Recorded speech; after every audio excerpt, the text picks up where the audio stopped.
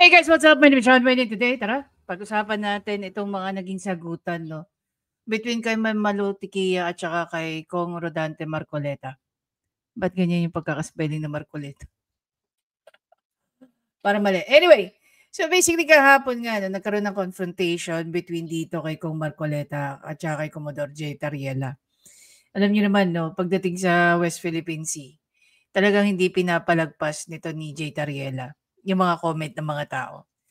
At some point, people are also, you can correct me on this one, no? Pag kayo, no, nagsasalita na favorable sa China, bigla kayong tinatag as pro-China.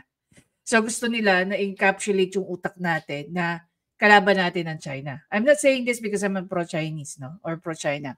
But then again, you have to understand as well that even there are disputes dyan sa West Philippine Sea or sa South China Sea, pagkakatandaan yung mabuti, marami pong Chinoy ang nakatira po dito sa Pilipinas. Hindi yung gulo o yung hindi pagkakaintindihan dyan sa parte ng mundo natin sa West Philippine Sea o sa South China Sea, eh hindi po natin sila dapat dinadrag. 'Di ba? Dahil kung tutuusin, mga pinakamayayaman dito sa Pilipinas at nakalista yan, mga Chinese. Baka nakakalimutan nyo, ang isa sa pinakamayaman dito ay si Henry C. Pumunta kayo dyan sa Binondo area, marami po tayo mga Chinoy dyan. So, kami, ako na lang, specifically, marami din po tayong kababayan na may dugon Chinese. At isa na ako doon. Diba? Ibig sabihin, hindi nyo ako kalaban. At hindi ko rin sinasabi, dahil ako yung may dugon Chinese, kinakampihan ko yung maling ginagawa ng mga Chinese Coast Guard dyan sa ating 100% Pinoy po tayo. But hindi rin dapat natin tinotolerate na dinadamay po yung mga Chinese, no, mga Chinoy dito sa Pilipinas sa sigalot na nangyayari diyan sa West Philippine Sea. Magkaiba po 'yun. Gobyerno po yung involved doon, hindi po yung mga citizen nila.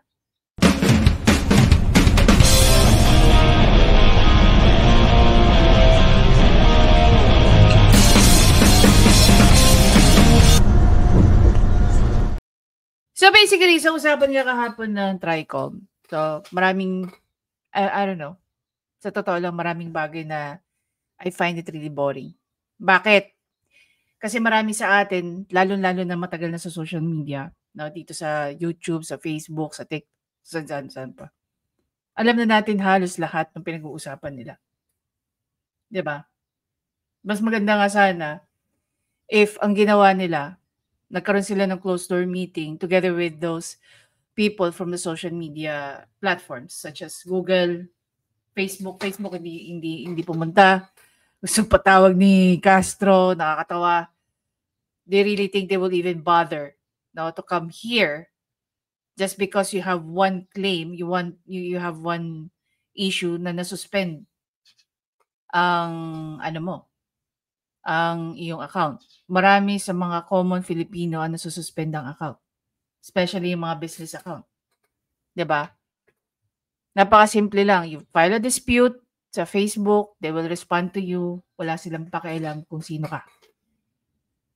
'Di ba? Whether ka pa presidente, ka vice president, barangay chairman, congresswoman, o kung ano pa man. Anyway, so hihiramin muna natin tong video ni Pinas News para talakayan natin yung naging issue dito. Thank you for acceding to my request, Mr. Commodore. You just called me a traitor, sir. Tama po ako, hindi ba? No, sir. You are inconsistent. No, sir. I did not say that you're correct. I will not agree that you are correct. West Philippine Sea is our exclusive economic zone. Is it not important to you to correct something that did not originate from you?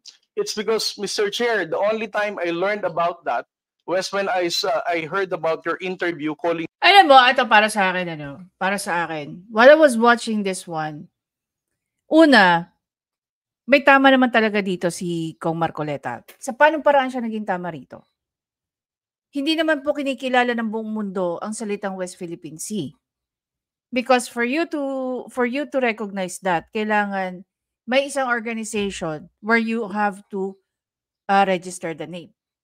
Ang pagkakaalam po ng buong mundo dyan sa area na yan is South China Sea. Hindi West Philippine Sea. Ito yung nagiging ugat ng kanilang pagtatalo eh. 'Di ba? So, ang pinupunto rito ni Kong Marcoleta, dapat i-educate natin ng tama ang mga Pilipino patungkol sa salita o sa pagtawag ng West Philippine Sea at saka South China Sea. Me gago and mangmang. Why would I even defend you if you're calling me gago? Nasa Facebook po, nasa social media. Mr. Chair, with your permission. Butit inulit mo, Commodore. Bago ka sumagot doon sa tanong niyang Juan, patapusin mo muna yung legislator and then you wait until you are recognized by the chair, okay? Yes, sir. Thank you. Thanks, sir. Please proceed. You said that you did not say that I am a traitor, but it is in the social media. Did you take an effort to clarify that so that you could not mislead people because they might believe that you have said that? It is only now that you are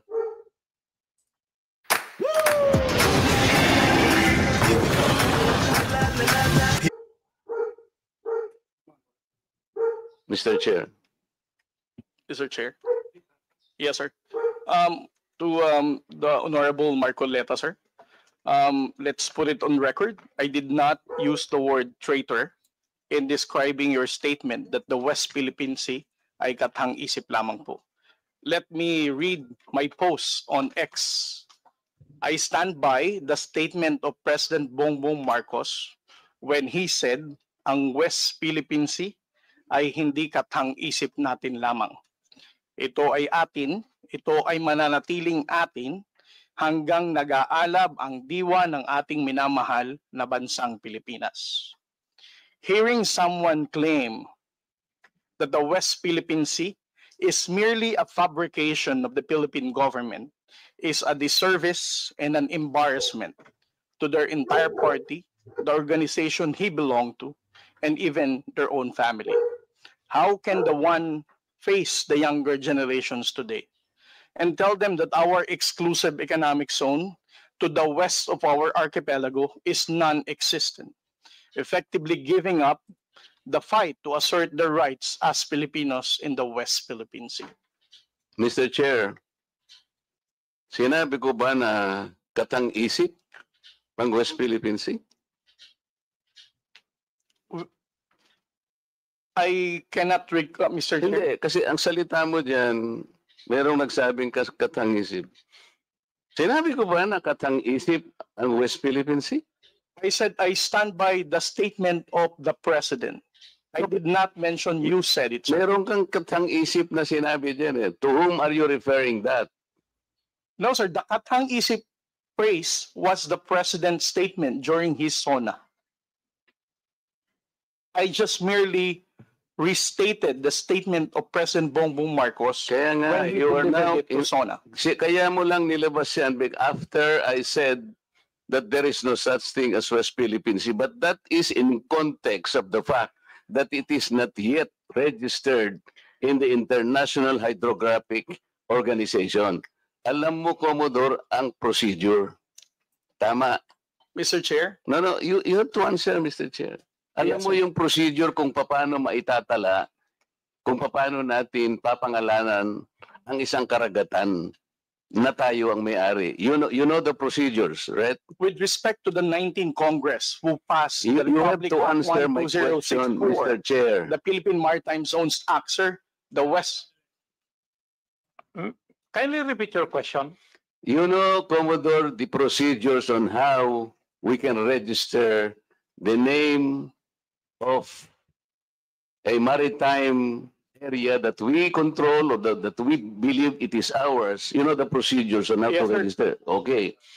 So, ano na po ba, nakarehistro na po ba, nairehistro na po ba natin yung West Philippine Sea?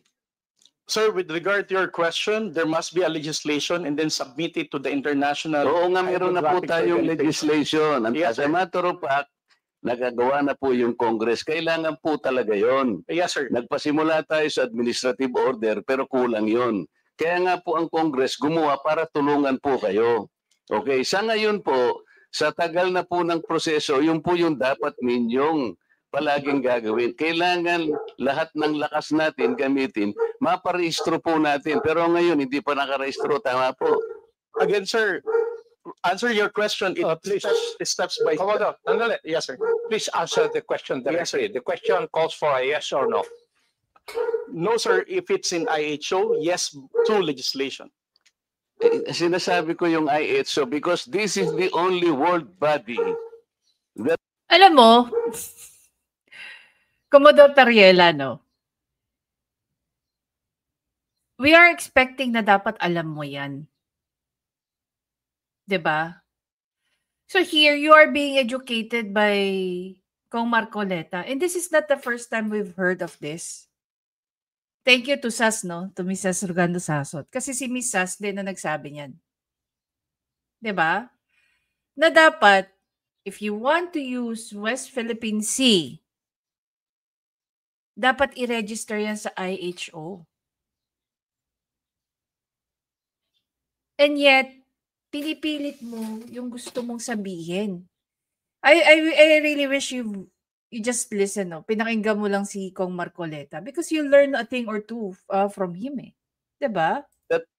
officially names a particular area of the sea. Kaya sa konteksto po ng pinag-uusapan natin, kaya ko lang nasabi, sapagkat hindi pa po nakatala, we need the international community to recognize a part of our own. Yun lang po ang punto doon, Mr. Commodore. So kung hindi pa po nakatala, tama po ako, hindi ba? No, sir.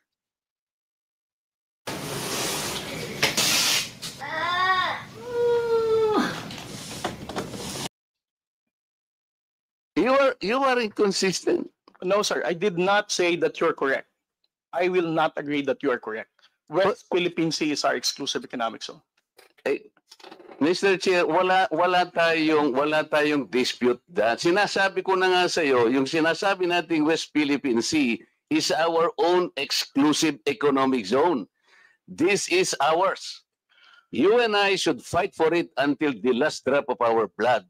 Ang sinasabi natin dito, kagaya ng nire-request ng CICC, let us educate our people sapagkat ang alam ng mga tao, lahat tayo, ang alam natin, nakarehistro na. Ang sinasabi ko, hindi pa po nakarehistro. Ikaw ba pwede kang mag-enroll sa isang eskwela nang hindi ka nag-register, nang hindi ka nag-enroll? You answer my question. Of course, sir, there is a legislation. Kaya hindi pa nakarehistro, Mr. Chair. This is the only point. Let us not create a mountain out of molehill. Bigla mong sasabihin, in response to what I said, katang isip o blah blah blah at lumabas sa traitor. Hindi ka man lang gumawa ng effort, for example, na I did not say that. Ngayon mo lang sinasabi. But you know, people are bashing me. I am pro-China. When is the last time or the first time that I am pro-China? Again, Mr. Chair, I never said that you are a traitor. That is clearly posted on my Twitter Pero account. hindi ka po nagbigay ng paliwanag na sinabi mo sana doon sa social media din. Bakit nyo ina-ascribe sa akin na sinabi ko na traitor si Kong Marcoleta? I did not say that. It is only now that you are explaining na wala kang sinabi. But kumalat na sa social media, kaya nga tayo nandito. These are the excesses and the abusiveness of social media, Mr. Chair. Nangyari na. Kahit na ilang libong mag-explain ka dito, yung tao narinig na nila na ikaw ang nagsabi. Because meron ka pang litrato dun eh. Mr. Chair, No. nobody has ever asked me whether you are a traitor. This was only the first time that I was asked whether you are a traitor or not. You are not even aware na sa social media sumabog yun. Nandun yung litrato mo and the claim that I am a traitor. Honestly, I find it quite impossible, no, that Commodore Tariela, no, is unaware. Lalong-lalo na, he's very, tawag dito, he's very ano yung word para doon? He's very active, no? Sa Twitter. Ako, hindi naman ako ganun ka-active sa Twitter. Pero I can see the exchange, no? Even mga hours ago na, I can see the exchange between Ariela and to some other personalities. Whether vlogger, content creator, politician. Diba? May hirit pa nga sa kanya si Ma'am Tikia si Ma'am Malu Tikia Balik tayo. Ngayon ka lang nagpapaliwanag na I am not a traitor, pero nangyari na yon. Mr. Chair, I don't think that I'm under in any obligation to respond to all those social Okay, media Mr. posts. Chair, Ito yung sinabi ni Tariela that I agree with him. Bloggers, now social media influencers to tell them that Mr. they're Chair, wrong. Siya muna. sabi niya wala siyang obligation. Finish your statement. Yes, sir. Mr. Chair, Honorable Marcoleta, sir, I think I'm no under obligation to tell all the social media influencers, to bloggers, defend your name, tell them that you are not a traitor. Again, I did not mention that you are a traitor. Those words did not come from me. Why would I go to the extent of defending you and you are running for Senate? I might as well be interpreted as running for supporting somebody for public office. Mr. Chair, clarifying something that is wrong is not political. Thank you, sir. Commodore, tinatanong lang ni Honorable Marco Reyes that merong lumabas kang statement. Siguro, binigyan ng interpretation ng ibang vloggers at nasabi na traitor si Honorable Marcoleta. Ang tinatanong niya is, unang-una, alam mo ba ito na gano'n na nangyari? Would you know? No, sir, because when it became Ako personally, hindi ko naman nakita yun. So, a social media popular post, I was not here in the country. I was actually in the official business outside. So when did you come to know about this? I only came to know about it when Congressman Marcoleta called me Gago and Mangmang in one of his interviews. So when was that?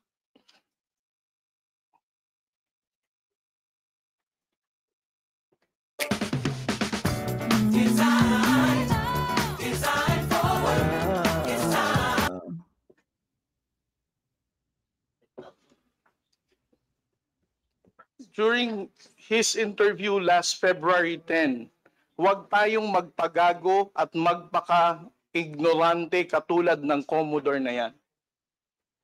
hindi naman niya hindi naman niya directly sinabi na ikaw yung gago. Ang sinabi niya, malinaw naman binasa mo, huwag tayong magpakagago at ignorante, gaya ng ano. Sinabi niya bang gago ka? Hindi naman, 'di ba? Hindi nga. The question is, sinabi ba directly ni Kong Marcoleta na gago ka? Ang sinabi lang niya, huwag tayong magpakagago. It can have different interpretation, no? Gaya nga ng dating sa'yo na parang sinabihan kang gago ka, but you're not. So, at that point in time, ang tinatanong kanina ni Honorable Marcoleta na merong misinterpretation doon sa iyong statement sa social media. Yes, sir. And you did not bother na i-correct man lang yun. Yun ang dinadrive ni Honorable Marcoleta kanina pa. Yes, sir. So please answer that question. You did not do anything. I did not do anything, sir. Okay. Why? Why did you not do anything? It's because, sir, if I'm going to keep on defending because one... No. Yeah. You are not supposed Yes. to defend me. Yes, sir. Because If as I it is said, true, Well, the point is you should defend yourself. Kasi pangalan mo yung nagagamit dun eh. 'Di ba? So, ito, another thing. Nagkakaroon ng alteration. 'Di ba? Nagkakaroon ng interpretation. So, it's either you correct that or you just ignore it. Because when you ignore it, people will have a different interpretation. And I don't think yung mga tao, no, sabihin na lang natin, hindi ka nila pakikinggan kung i-correct mo yung gusto mong sabihin. 'Di ba? Mr. Chair, that he did not call me traitor, but it continues to be there and to be consumed by the public through the social media. I think it is his responsibility to deny it if it did not come from him. That is all I was asking. And I think this is not too big for him to do. Yun lamang eh. But I admitted that he did not do anything. Yun na nga. That's why I'm asking why is it not important to you to correct something that did not originate from you? It's because, Mr. Chair, the only time I learned about that was when I heard about your interview calling me Gago and Mangmang. Why would I even defend you if you're calling me Gago? As a commissioned officer of the Philippine Coast Guard, being a spokesperson, calling me Mangmang, not knowing. Dito lumalabas yung pagiging entitled niya. Well, between you and Marcoleta, he's voted by thousands of people. Diba? Ikaw, you were appointed to be there. Or most probably promoted. But the thing is, pag yung pangalan mo ang nagamit, you have to correct it. And by correcting it, that doesn't mean na inaano mo si Kong Marcoleta. What do you call that? Dinidefend mo siya. First, you have to defend yourself. Kung hindi mo nga naman sinabi, then you have to correct it. Hindi ka naman maliit na tao sa social media eh. You are known by many. Diba? Who's supposed to correct that? Si Kong Marcoleta for you? Is it even... Ewan ko. May angas din to. May yabang din to si Tariela eh. Hindi naman para i-defend mo si Kong Marcoleta. You have to defend yourself. Hindi siya. Tingnan mo yung ginawa ni Ma'am Malutikia. Punta natin yung kay Ma'am Malutikia. Para hindi ako apektado. Yan ang ko. Yes, Madam Tikia. Mr. Chairman, I would just like to, with the indulgence of the chair and the members, I also take exception to what the Commodore has labeled me as being makapili. In my testimony the first time, I said I am not pro-China, I am pro-Philippines, but I'm not makapili. He labeled several people as being makapili, and ako po'y apo ng isang guerrilla. So I took offense on that and I stopped following him. Ang nangyayari ho kasi reverse ngayon eh. Pag ang tao nasa gobyerno, nililabel ka as being makapili, just like that. And you know the reason, Mr. Chairman, why he called me makapili? I had an interview with a Chinese journalist. That doesn't make me makapili. That doesn't make anyone makapili. So, wag sana po natin dadalhin yung usapan sa kune-question yung katauhan ng tao. That's why I never followed him. I used to follow him. I used to question him. But after labeling me as makapili, na hindi po, alam ng karamihan ng kaibigan ko, nag-decide na sana ako sa ibang bansa, pero umuwi ako. Pero for man in uniform to call me makapili, that's insulting. Yun lang, sir. Diba? So, sino may problema dyan? I mean, coming from Ma'am Malutikia and Congressman Rodante Marcoleta, sino sa dalawa ang may problema? Sino sa tatlong yan ang may problema? Diba? Kaya ito si Jay Tariela tinatawag na attack dog. No? Minsan yung kanyang pagiging loyal sa Pilipinas, hindi questionable na eh. Are you loyal to the Philippines? That's why you're defending those people from Coast Guard? Uncle ko, retired Coast Guard. Marami pa akong kamag-anak na nasa serbisyo. Pagpapakinggan mo si Marcoleta, si Tariela, mas yung loyalty niya wala sa Pilipinas eh. Mas nasa presidente eh. 'Di ba? Nandiyan ka na sa Coast Guard, hindi pa presidente si Bangag Jr. 'Di ba dapat ang loyalty mo nasa flag ng Philippines at saka nasa Constitution? This is something na tawag dito. Dapat inaano natin eh. nilalagyan natin ng mas matinding emphasis eh. Kanino ka ba loyal? Sa presidente o sa constitution o tsaka sa flag ng Philippines? Kasi for you to quote Bangag Jr. sa iyong statement, 'di ba? Kung oobserbahan nyo, no, pinag-uusapan lang nila, kailangan i-correct natin kung anong tamang tawag dyan sa West Philippine Sea, which is South China Sea. In his defense, pinapalabas nila, tapos si Bangag pa yung i-quote niya. Ano ba yung mga sinabi ni Bangag na sobrang, ano? Yung mga ganong reaction mo. Marami na siyang sinabi na wala sa hulog, tapos i-quote mo pa si Bongit. That makes you what? Diba? Kung mapapansin nyo, ano ba ang usapan? Kung napanood nyo yung unang hearing dyan tungkol sa TRICOM, ine-emphasize lang ni Kong Marcoleta that we have to educate Filipino people na hindi West Philippine Sea ang tawag dyan, South China Sea. Dahil yun ang kinikilala ng lahat ng bansa. Dahil yun yung registered name niyan eh. Tapos sasagot sila na ang West Philippine Sea hindi kantang isip lamang. Hindi naman yun yung sinasabi, hindi naman yun yung pinag-uusapan eh. The thing is, ang ina-advocate ni Kong Marcoleta, we have to fully educate every Filipino about the West Philippine Sea. And he actually raised, dyan sa itong second hearing na yan, he actually raised very important information. Such as what? It's not only China who's making claims. There are a lot of countries near our EEZ na nagkiklaim din dyan. Pero why are we only talking about China?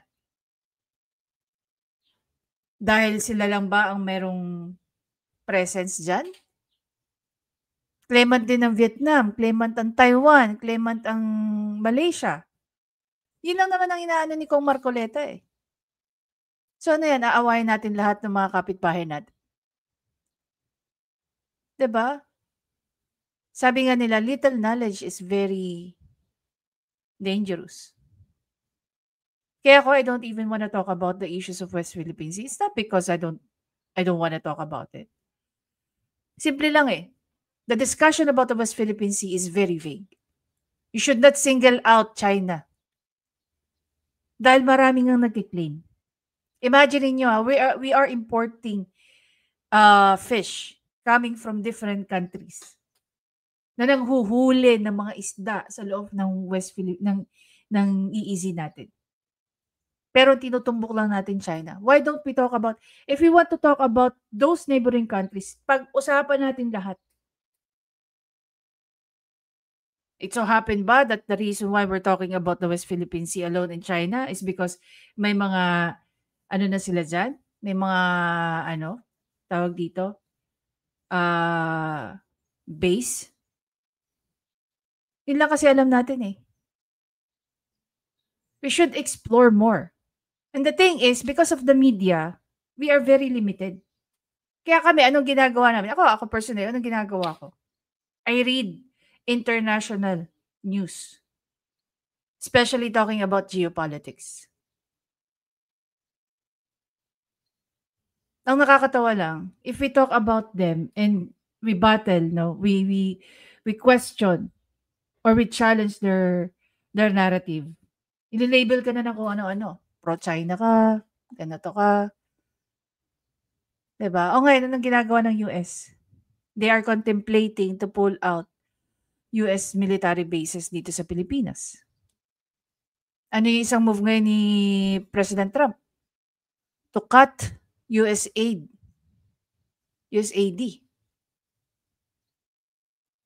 Diba? Dahil nagagamit ang USAID sa mga propaganda.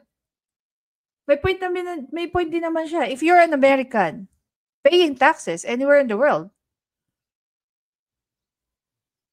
diba dapat mas pinakikinabangan ng Amerika yung taxes nila. Hindi yung you've been paying taxes and other countries, no, are benefiting from your tax money.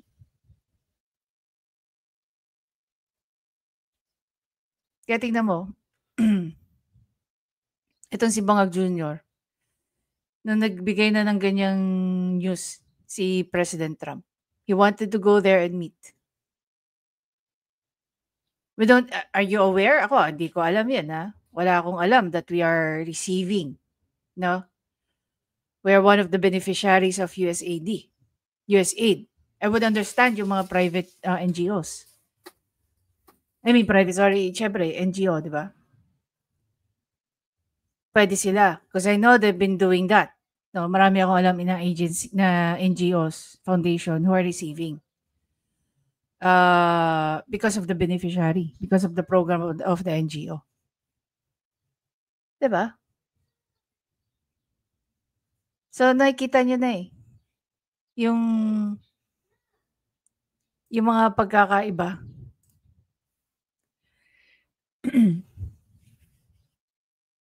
Kaya ito mga sinasabi ni Tariela, tapos isa pa sa sinabi niya, hindi niya pa nababasa ang UNCLOS cover to cover. Di ba responsibility mo yan for you to have a very good understanding of UNCLOS? Especially that you are facing, spokesperson ka na di ba? So the expectation of you having a very good understanding of the UNCLOS is sobrang high. Meron pa kang sinabi si Sas dito, no? Finare natin yun. Sinabi ni Sas dito. Flash natin. Diba? Pinagmalaki niya. No? Sabi ni Sas dito, Tariela claimed during the congressional hearing on fake news that his PhD is in international relationship. His PhD is actually advanced policy studies. Imagine mo, nasa hearing ka ng fake news.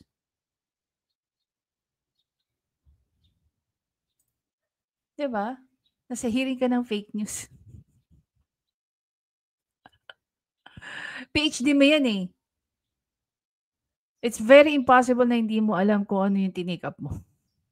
Tama ba? Anyway guys, kayo na yung musga dyan kay Tariela, no? Hindi naman ako fan ni Tariela. I don't make a lot of comments about what he says. And again, it's not that I stay away from the discussion of the West Philippine Sea. It's just that maraming usapin dyan sa West Philippine Sea na kailangan itakil. And what I know is it's very limited, and I really don't want to go and start talking about it. Kung meron man isang tao who knows better when it comes to geopolitics of the West Philippine Sea, Miss Sas is one of those people who I follow and read her post just to get, it's not to get by, pero to get educated. Anyway, guys, I'm gonna see you in the next video. Bye!